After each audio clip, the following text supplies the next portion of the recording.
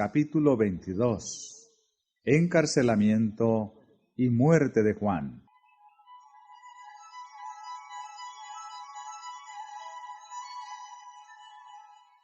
Juan el Bautista había sido el primero en proclamar el reino de Cristo, y fue también el primero en sufrir. Desde el aire libre del desierto y las vastas muchedumbres que habían estado suspensas de sus palabras, pasó a quedar encerrado entre las murallas de una mazmorra, encarcelado en la fortaleza de Herodes Antipas. En el territorio que estaba al este del Jordán, que se hallaba bajo el dominio de Antipas, había transcurrido gran parte del ministerio de Juan. Herodes mismo había escuchado la predicación del Bautista. El rey disoluto había temblado al oír el llamamiento a arrepentirse. Herodes temía a Juan, sabiendo que era varón justo y santo, y oyéndole hacía muchas cosas, y le oía de buena gana. Juan obró fielmente con él, denunciando su unión inicua con Herodías, la esposa de su hermano. Durante un tiempo Herodes trató débilmente de romper la cadena de concupiscencia que le ligaba, pero Herodías le sujetó más firmemente en sus redes y se vengó del Bautista, induciendo a Herodes a echarlo en la cárcel. La vida de Juan había sido de labor activa, y la lobreguez e inactividad de la cárcel le abrumaban enormemente. Mientras pasaba semana tras semana sin traer cambio alguno, el abatimiento y la duda fueron apoderándose de él. Sus discípulos no le abandonaron. Se les permitía tener acceso a la cárcel y le traían noticias de las obras de Jesús y de cómo la gente acudía a él. Pero preguntaban por qué, si ese nuevo maestro era el Mesías, no hacía algo para conseguir la liberación de Juan. ¿Cómo podía permitir que su fiel heraldo perdiese la libertad y tal vez la vida?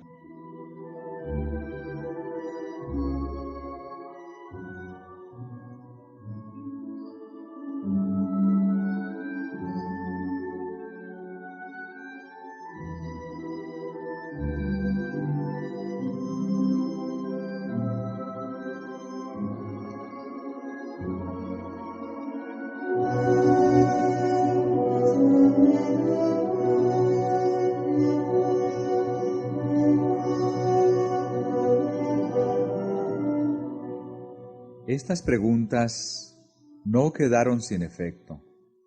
Sugirieron a Juan dudas que de otra manera nunca se le habrían presentado. Satanás se regocijaba al oír las palabras de esos discípulos y al ver cómo lastimaban el alma del mensajero del Señor.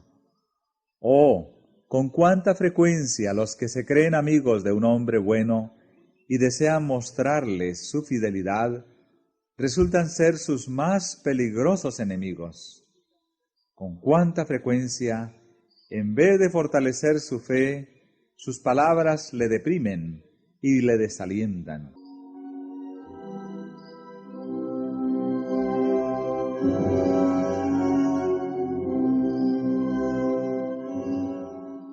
Como los discípulos del Salvador, Juan el Bautista no comprendía la naturaleza del reino de Cristo.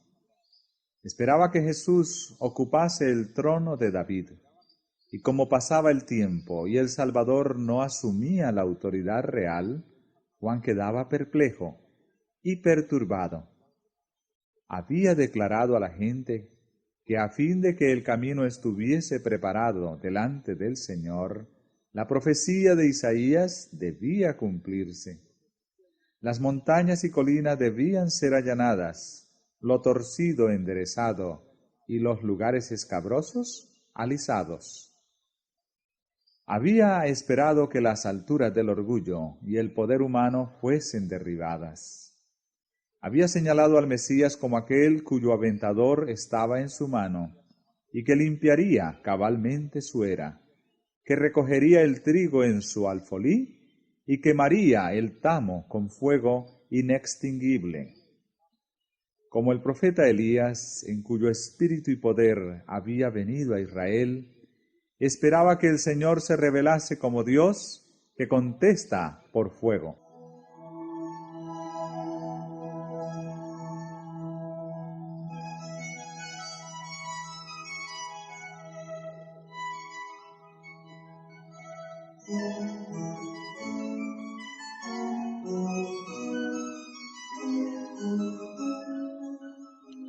En su misión, el Bautista se había destacado como intrépido reprensor de la iniquidad, tanto entre los encumbrados como entre los humildes. Había osado hacer frente al rey Herodes y reprocharle claramente su pecado. No había estimado preciosa su vida con tal de cumplir la obra que le había sido encomendada. Y ahora, desde su mazmorra, esperaba ver al león de la tribu de Judá derribar el orgullo del opresor y librar a los pobres y al que clamaba. Pero Jesús parecía conformarse con reunir discípulos en derredor suyo y sanar y enseñar a la gente. Comía en las mesas de los publicanos, mientras que cada día el yugo romano pesaba siempre más sobre Israel. El rey Herodes y su vil amante realizaban su voluntad, y los clamores de los pobres y dolientes ascendían al cielo.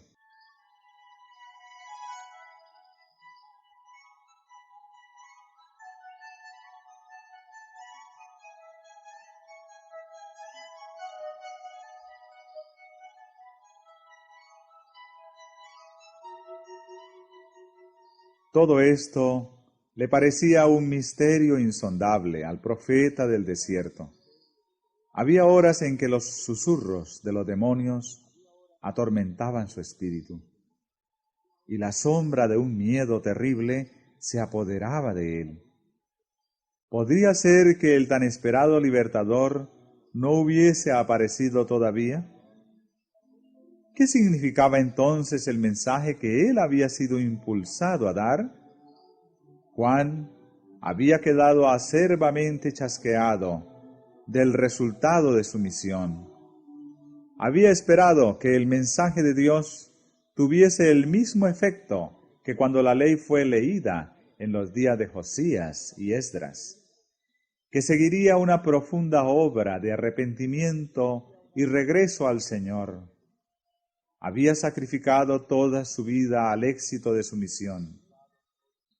¿Habría sido en vano?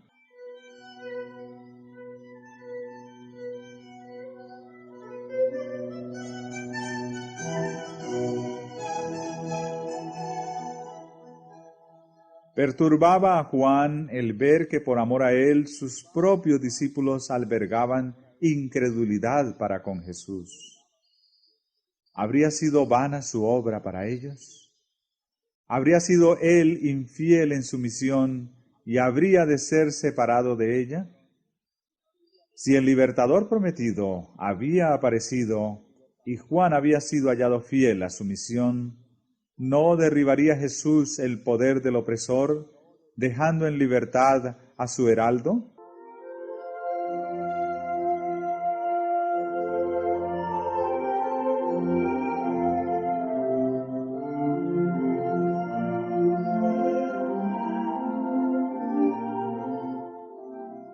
Pero el Bautista no renunció a su fe en Cristo. El recuerdo de la voz del cielo y de la paloma que había descendido sobre él, la inmaculada pureza de Jesús, el poder del Espíritu Santo que había descansado sobre Juan cuando estuvo en la presencia del Salvador, y el testimonio de las Escrituras proféticas, todo atestiguaba que Jesús de Nazaret era el prometido.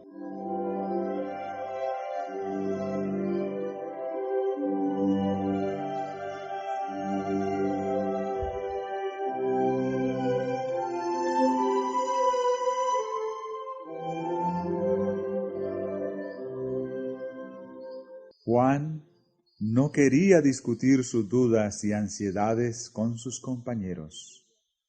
Resolvió mandar un mensaje de averiguación a Jesús. Lo confió a 2 de sus discípulos, esperando que una entrevista con el Salvador confirmaría su fe e impartiría seguridad a sus hermanos.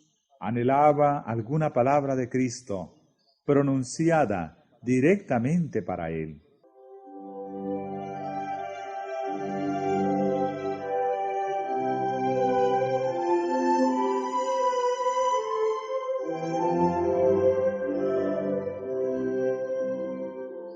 Los discípulos acudieron a Jesús con la interrogación: ¿eres tú aquel que había de venir o esperaremos a otro?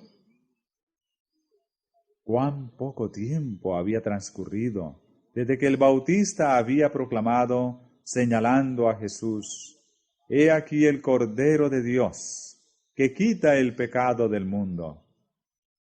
Este es el que ha de venir tras mí, el cual es antes de mí». Y ahora pregunta: ¿eres tú aquel que había de venir? Era una intensa amargura y desilusión para la naturaleza humana. Si Juan, el precursor fiel, no discernía la misión de Cristo, ¿qué podía esperarse de la multitud egoísta?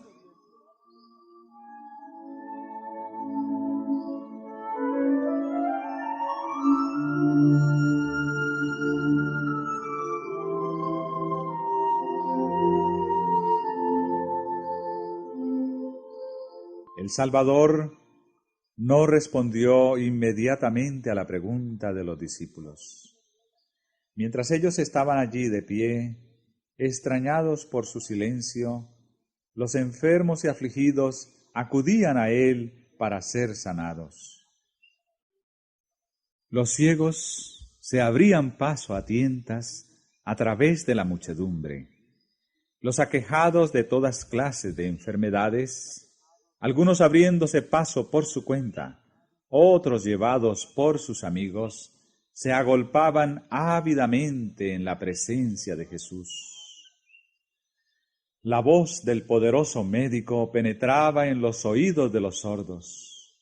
Una palabra, un toque de su mano, abría los ojos ciegos para que contemplasen la luz del día, las escenas de la naturaleza, los rostros de sus amigos y la faz del libertador.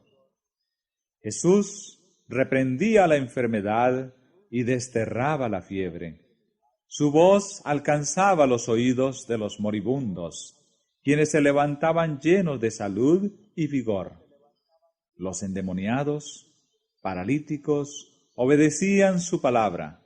Su locura los abandonaba y le adoraban. Mientras sanaba sus enfermedades, enseñaba a la gente.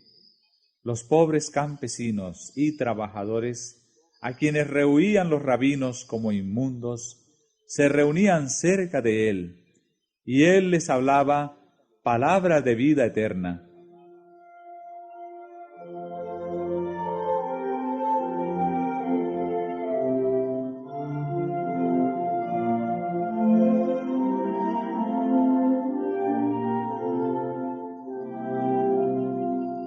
Así iba transcurriendo el día, viéndolo y oyéndolo todos los discípulos de Juan. Por fin Jesús los llamó así y los invitó a ir y contar a Juan lo que habían presenciado, añadiendo: «Bienaventurado es el que no fuere escandalizado en mí». La evidencia de su divinidad se veía en su adaptación a las necesidades de la humanidad doliente. Su gloria se revelaba en su condescendencia con nuestro bajo estado.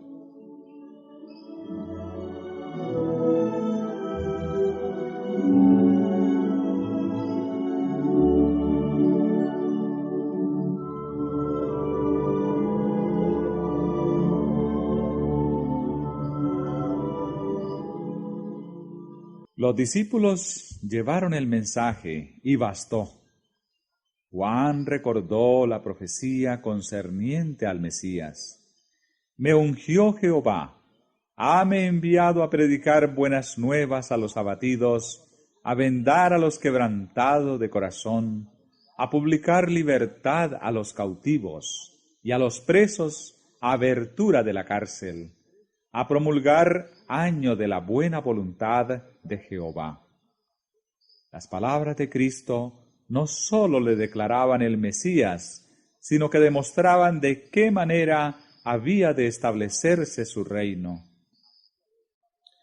A Juan fue revelada la misma verdad que fuera presentada a Elías en el desierto, cuando sintió un grande y poderoso viento que rompía los montes y quebraba las peñas delante de Jehová.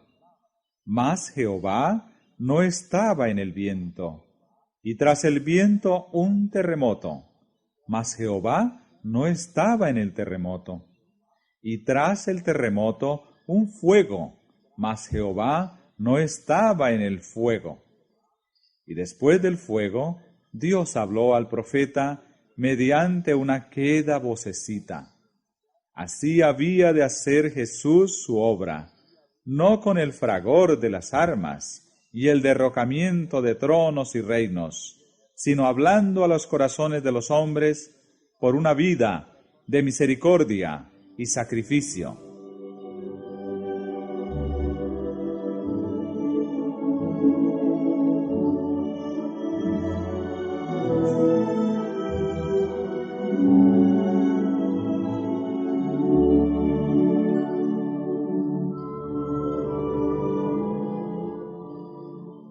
El principio que rigió la vida abnegada del Bautista era también el que regía el reino del Mesías.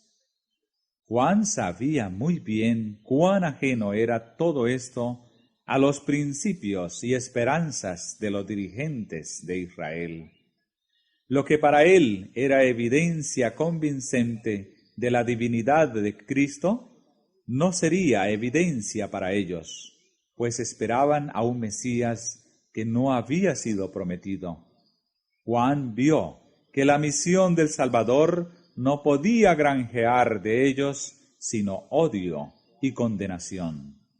Él, que era el precursor, estaba tan solo bebiendo de la copa que Cristo mismo debía agotar hasta las heces.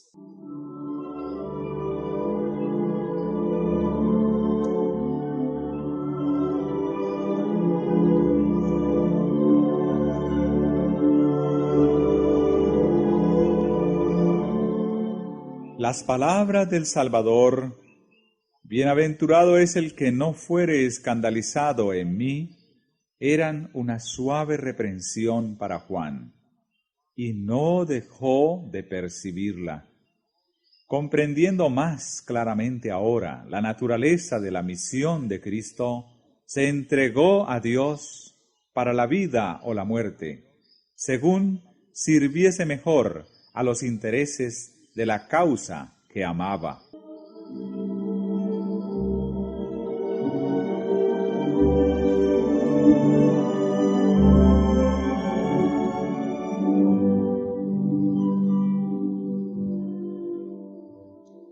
Después que los mensajeros se hubieron alejado, Jesús habló a la gente acerca de Juan. El corazón del Salvador sentía profunda simpatía por el testigo fiel, ahora sepultado en la mazmorra de Herodes. No quería que la gente dedujese que Dios había abandonado a Juan o que su fe había faltado en el día de la prueba. ¿Qué salisteis a ver al desierto? Dijo. ¿Una caña que es meneada del viento?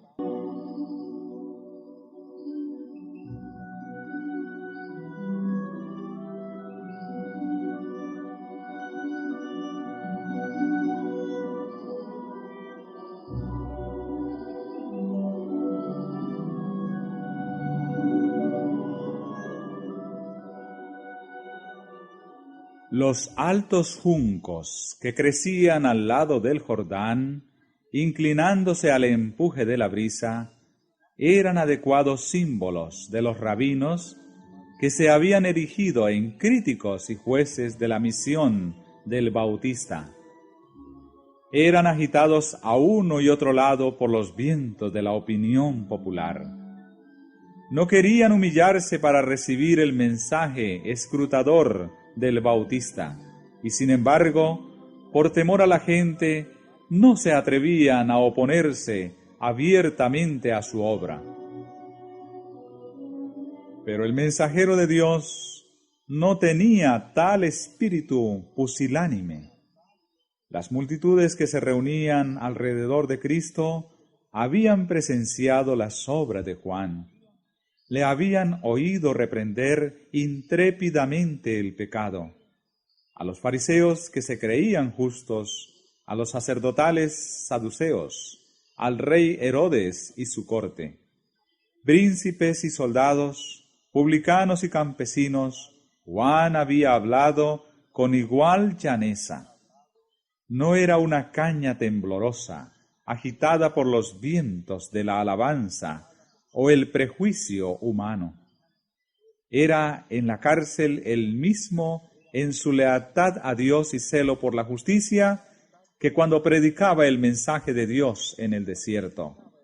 Era tan firme como una roca en su fidelidad a los buenos principios.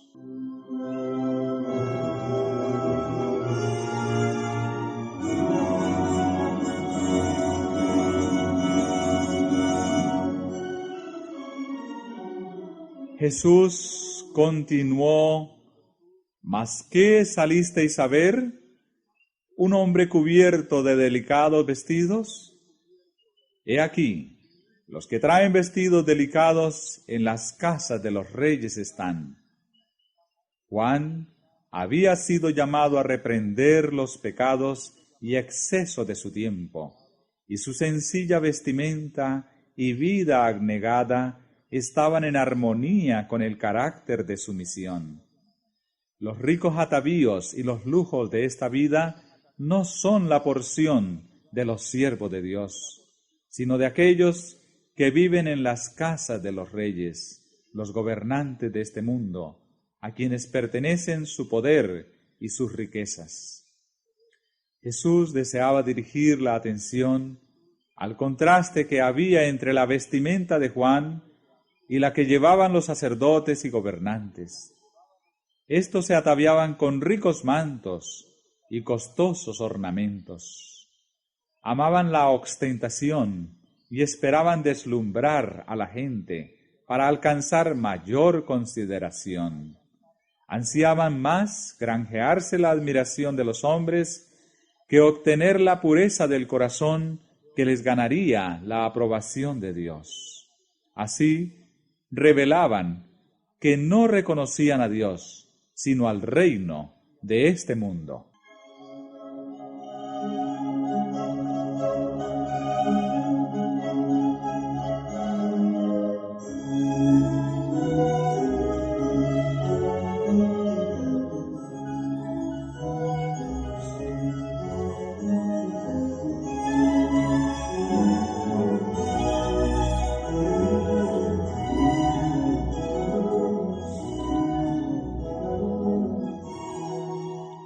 ¿Mas qué? Dijo Jesús.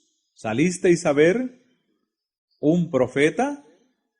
También os digo, y más que profeta, porque este es de quien está escrito: He aquí, yo envío mi mensajero delante de tu faz, que aparejará tu camino delante de ti.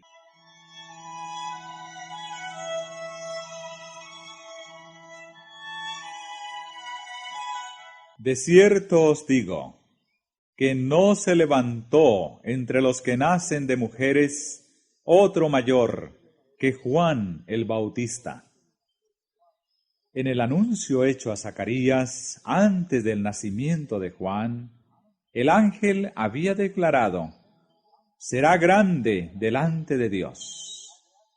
En la estima del cielo ¿Qué constituye la grandeza?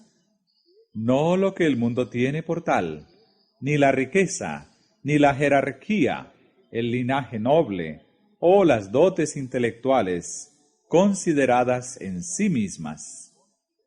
Si la grandeza intelectual fuera de cualquier consideración superior, es digna de honor, entonces debemos rendir homenaje a Satanás, cuyo poder intelectual no ha sido nunca igualado por hombre alguno. Pero si el don está pervertido para servir al yo, cuanto mayor sea, mayor maldición resulta. Lo que Dios aprecia es el valor moral. El amor y la pureza son los atributos que más estima. Juan era grande a la vista del Señor cuando, delante de los mensajeros del Sanedrín, delante de la gente y de sus propios discípulos, no buscó honra para sí mismo, sino que a todos indicó a Jesús como el prometido. Su abnegado gozo en el ministerio de Cristo presenta el más alto tipo de nobleza que se haya revelado en el hombre.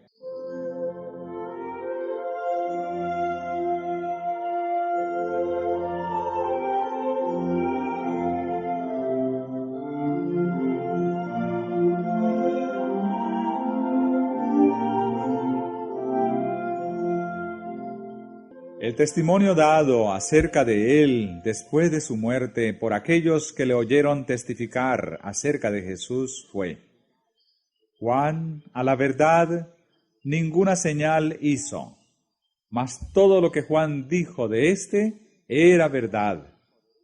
No le fue dado a Juan hacer bajar fuego del cielo, ni resucitar muertos, como Elías lo había hecho, ni manejar la vara del poder en el nombre de Dios como Moisés.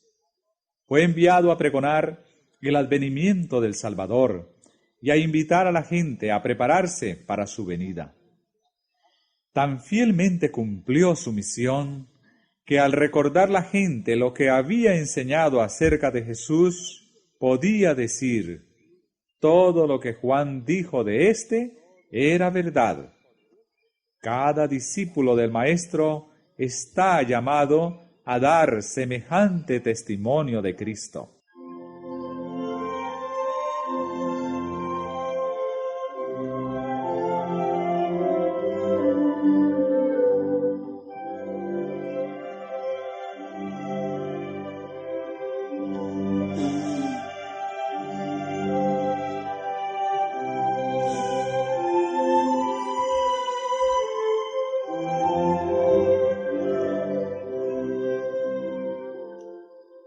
Como heraldo del Mesías, Juan fue más que profeta, porque mientras que los profetas habían visto desde lejos el advenimiento de Cristo, le fue dado a Juan contemplarle, oír el testimonio del cielo en cuanto a su carácter de Mesías y presentarle a Israel como el enviado de Dios.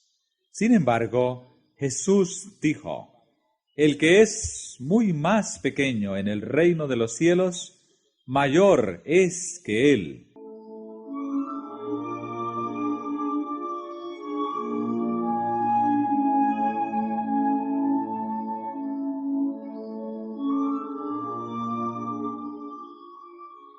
El profeta Juan era el eslabón que unía las dos dispensaciones.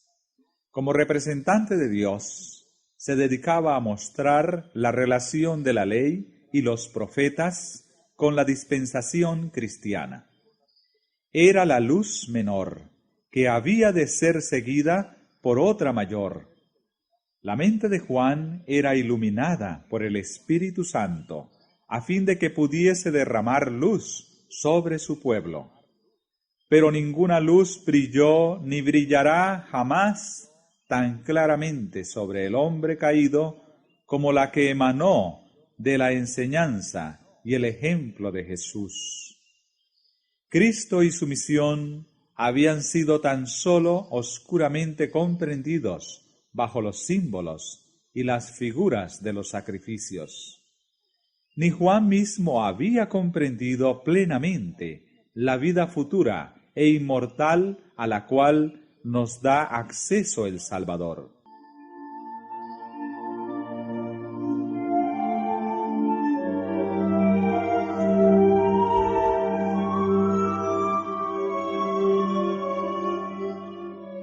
Aparte del gozo que Juan hallaba en su misión, su vida había sido llena de pesar. Su voz se había oído rara vez fuera del desierto. Tuvo el destino de un solitario. No se le permitió ver los resultados de sus propios trabajos. No tuvo el privilegio de estar con Cristo, ni de presenciar la manifestación del poder divino que acompañó a la luz mayor. No le tocó ver a los ciegos recobrar la vista, a los enfermos sanar y a los muertos resucitar. No contempló la luz que resplandecía a través de cada palabra de Cristo, derramando gloria sobre las promesas de la profecía. El menor de los discípulos que contempló las poderosas obras de Cristo y oyó sus palabras, eran en este sentido más privilegiados que Juan el Bautista, y por lo tanto se dice que es mayor que él.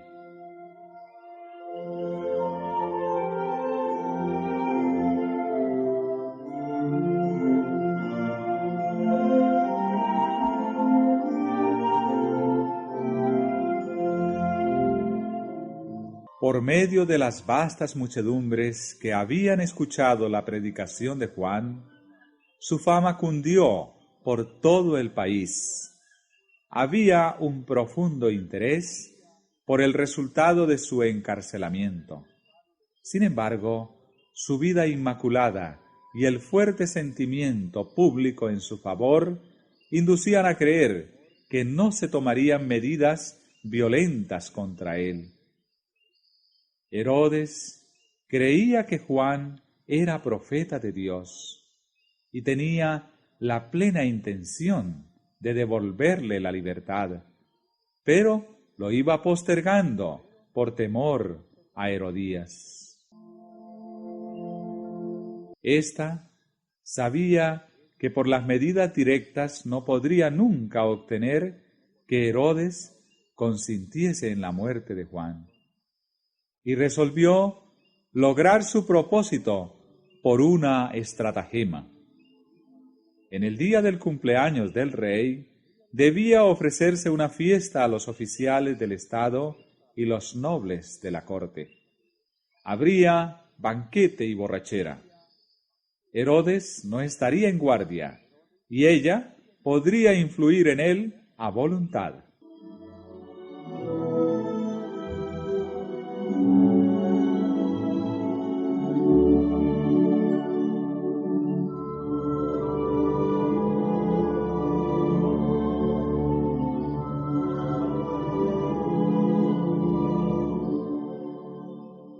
Cuando llegó el gran día y el rey estaba comiendo y bebiendo con sus señores, Herodías mandó a su hija a la sala del banquete para que bailase a fin de entretener a los invitados.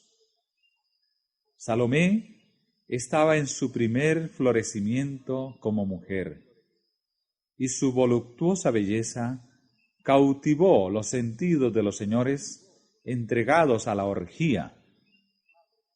No era costumbre que las damas de la corte apareciesen en estas fiestas, y se tributó un cumplido halagador a Herodes cuando esta hija de los sacerdotes y príncipes de Israel bailó para divertir a sus huéspedes.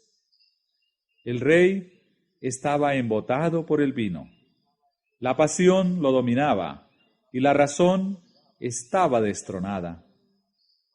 Veía solamente la sala del placer, sus invitados entregados a la orgía, la mesa del banquete, el vino centelleante las luces deslumbrantes y la joven que bailaba delante de él.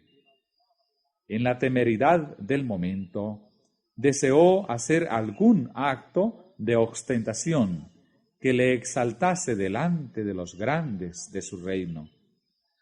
Con juramentos prometió a la hija de Herodías cualquier cosa que pidiese, aunque fuese la mitad de su reino.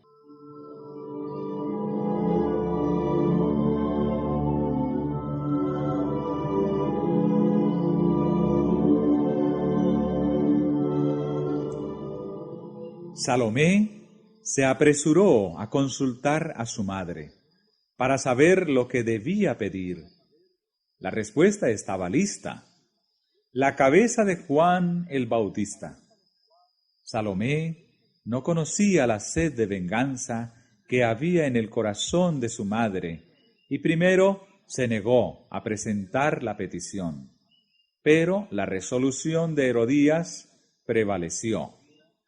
La joven volvió para formular esta horrible exigencia: quiero que ahora mismo me des en un trinchero la cabeza de Juan el Bautista.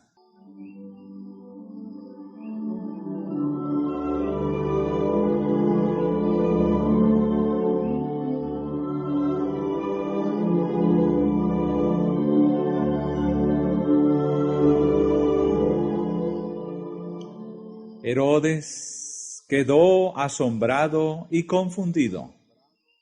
Cesó la ruidosa alegría y un silencio penoso cayó sobre la escena de orgía. El rey quedó horrorizado al pensar en quitar la vida a Juan. Sin embargo, había empeñado su palabra y no quería parecer voluble o temerario. El juramento había sido hecho en honor de sus huéspedes, y si uno de ellos hubiese pronunciado una palabra contra el cumplimiento de su promesa, habría salvado gustosamente al profeta. Les dio oportunidad de hablar en favor del preso. Habían recorrido largas distancias para oír la predicación de Juan y sabían que era un hombre sin culpa y un siervo de Dios. Pero aunque disgustados por la petición de la joven, estaban demasiado entontecidos para intervenir con una protesta. Ninguna voz se alzó para salvar la vida del mensajero del cielo. Esos hombres ocupaban altos puestos de confianza en la nación y sobre ellos descansaban graves responsabilidades. Sin embargo, se habían entregado al banqueteo y la borrachera hasta que sus sentidos estaban embotados. Tenían la cabeza mareada por la vertiginosa escena de música y baile y su conciencia dormía. Con su silencio pronunciaron la sentencia de muerte sobre el profeta de Dios para satisfacer la venganza de una mujer relajada.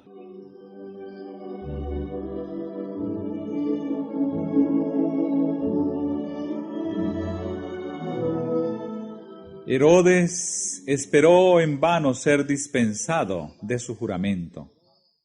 Luego ordenó de mala gana la ejecución del profeta. Pronto fue traída la cabeza de Juan a la presencia del rey y sus huéspedes. Sellados para siempre estaban aquellos labios que habían amonestado fielmente a Herodes a que se apartase de su vida de pecado. Nunca más se oiría esa voz llamando a los hombres al arrepentimiento. La orgía de una noche había costado la vida de uno de los mayores profetas.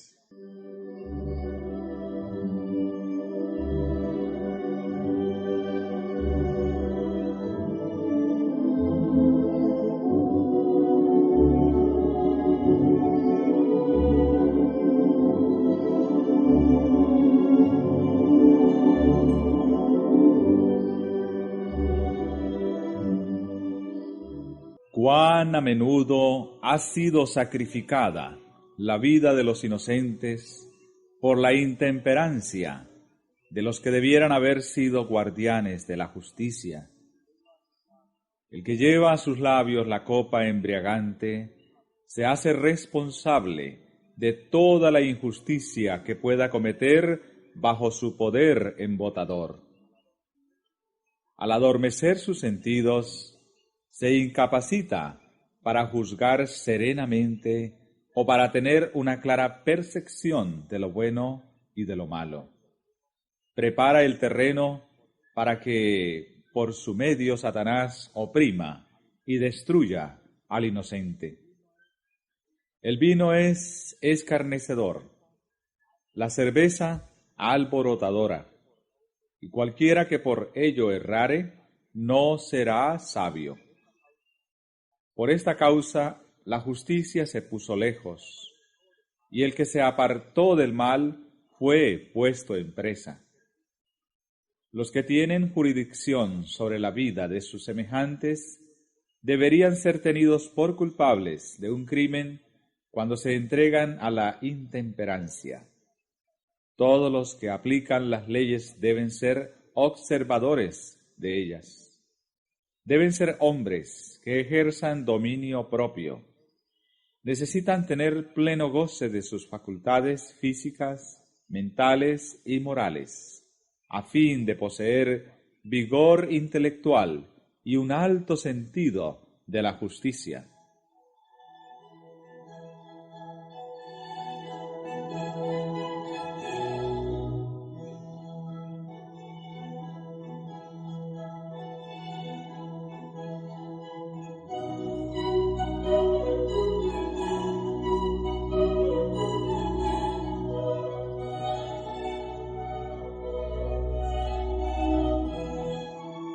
La cabeza de Juan el Bautista fue llevada a Herodías, quien la recibió con feroz satisfacción. Se regocijaba en su venganza y se lisonjeaba de que la conciencia de Herodes ya no le perturbaría. Pero su pecado no le dio felicidad. Su nombre se hizo notorio y aborrecido, mientras que Herodes estuvo más atormentado por el remordimiento que antes por las amonestaciones del profeta. La influencia de las enseñanzas de Juan no se hundieron en el silencio. Había de extenderse a toda generación hasta el fin de los tiempos.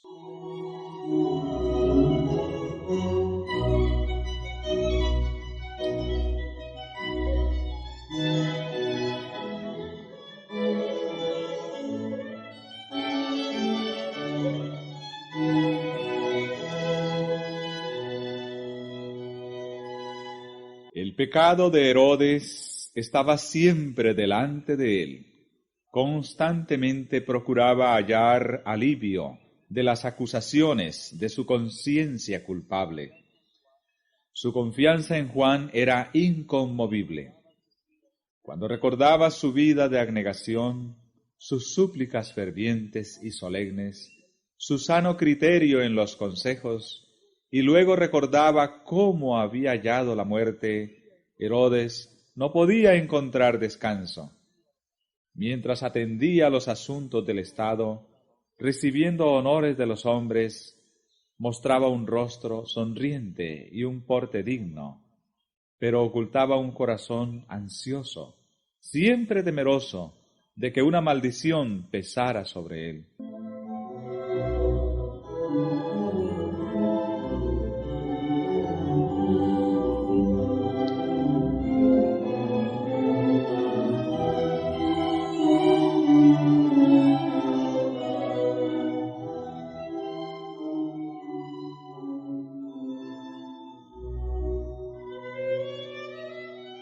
Herodes había quedado profundamente impresionado por las palabras de Juan, de que nada puede ocultarse de Dios.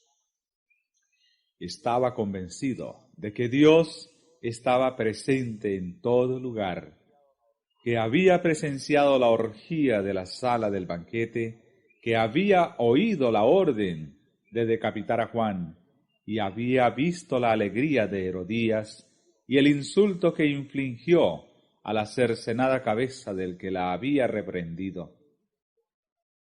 Y muchas cosas que Herodes había oído de los labios del profeta hablaban ahora a su conciencia más distintamente de lo que lo hiciera su predicación en el desierto.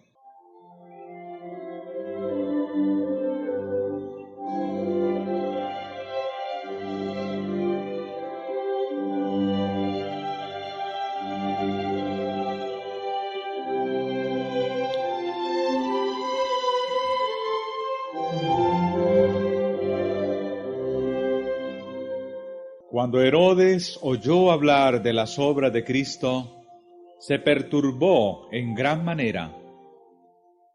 Pensó que Dios había resucitado a Juan de los muertos y lo había enviado con poder aún mayor para condenar el pecado.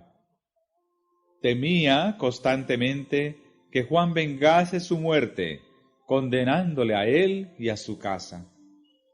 Herodes estaba cosechando lo que Dios había declarado resultado de una conducta pecaminosa. Corazón tembloroso y caimiento de ojos y tristeza del alma, y tendrás tu vida como colgada delante de ti, y estarás temeroso de noche y de día, y no confiarás de tu vida. Por la mañana dirás: ¿quién diese fuese la tarde? Y a la tarde dirás: ¿quién diera fuese la mañana? Por el miedo de tu corazón con que estarás amedrentado, y por lo que verán tus ojos. Los pensamientos del pecador son sus acusadores. No podría sufrir tortura más intensa que los aguijones de una conciencia culpable que no le deja descansar ni de día ni de noche.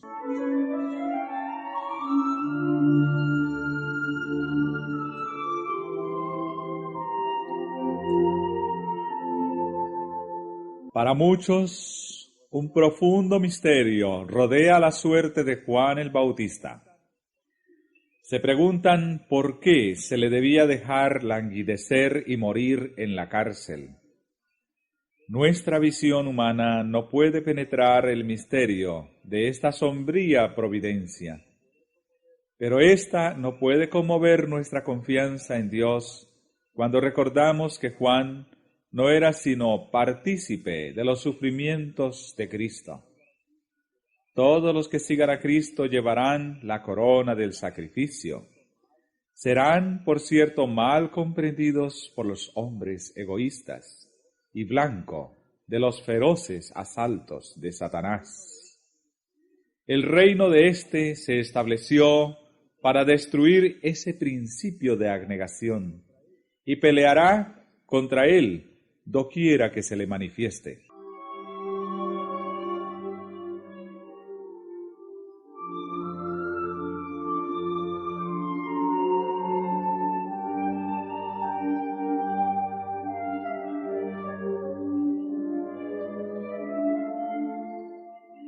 La niñez, juventud y edad adulta de Juan se caracterizaron por la firmeza y la fuerza moral.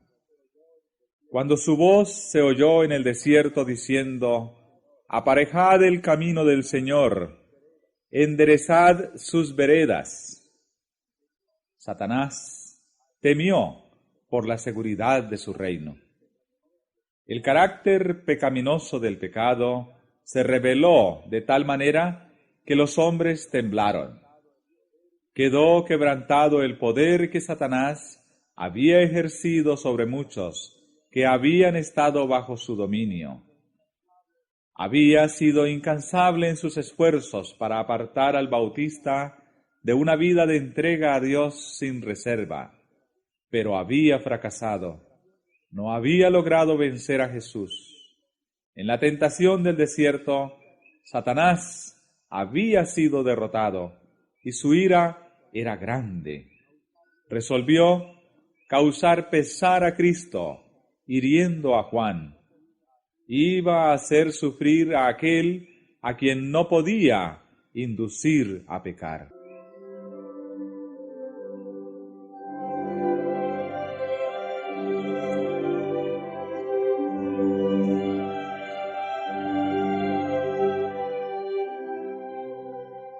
Jesús no se interpuso para librar a su siervo.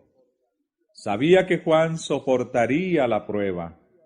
Gozosamente habría ido el Salvador a Juan para alegrar la lobreguez de la mazmorra con su presencia. Pero no debía colocarse en las manos de sus enemigos, ni hacer peligrar su propia misión. Gustosamente habría librado a su siervo fiel, pero por causa de los millares que en años ulteriores debían pasar de la cárcel a la muerte, Juan había de beber la copa del martirio.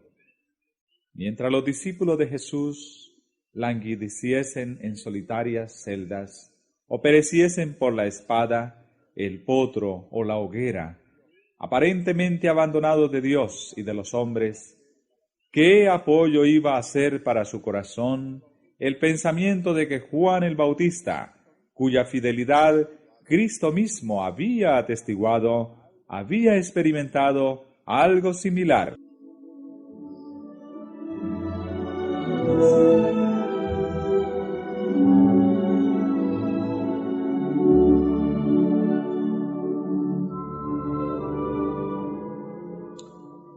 Se le permitió a Satanás abreviar la vida terrenal del mensajero de Dios, pero el destructor no podía alcanzar esa vida que está escondida con Cristo en Dios.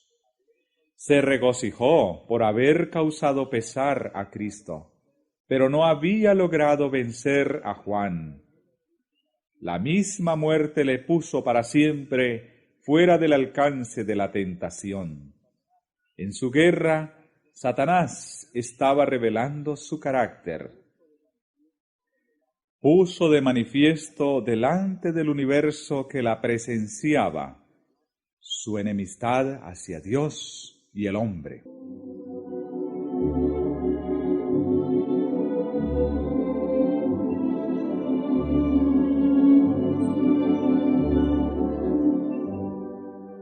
Aunque ninguna liberación milagrosa fue concedida a Juan, no fue abandonado.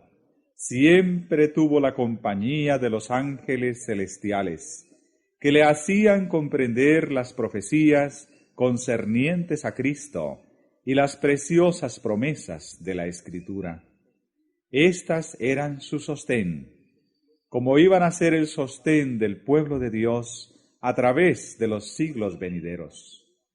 A Juan el Bautista, como a aquellos que vinieron después de él, se aseguró: «He aquí yo estoy con vosotros todos los días, hasta el fin del mundo».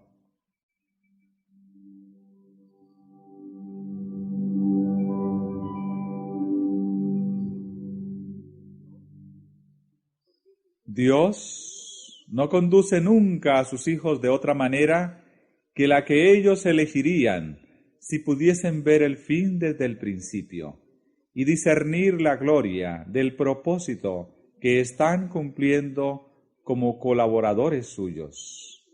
Ni Enod, que fue trasladado al cielo, ni Elías, que ascendió en un carro de fuego, fueron mayores o más honrados que Juan el Bautista, que pereció solo en la mazmorra. A vosotros es concedido por Cristo no sólo que creáis en Él, sino también que padezcáis por Él. Y de todos los dones que el cielo puede conceder a los hombres, la comunión con Cristo en sus sufrimientos es el más grave cometido y el más alto honor.